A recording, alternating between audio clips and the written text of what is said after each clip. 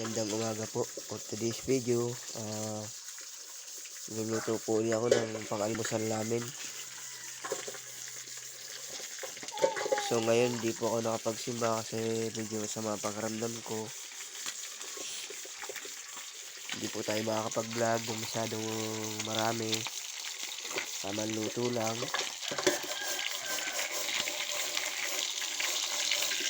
Ayan, medyo malapit na pong maluto.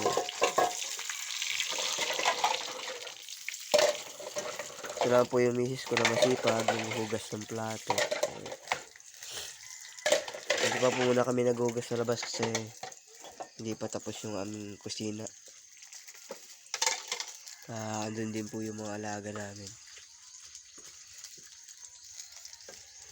Ayan, lapit na po tayong kumain. Ito na isda. So madadagdagan pa po ito na pritong talong. Kaya bibili ako ng misis ko eh. Ayun yung misis ko. Shout out po sa misis ko na masipag. Ayan, magandang umaga po sa mga katigsay. Palain po kayong lahat.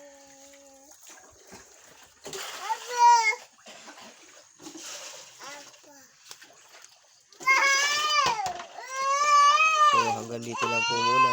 Maraming salamat.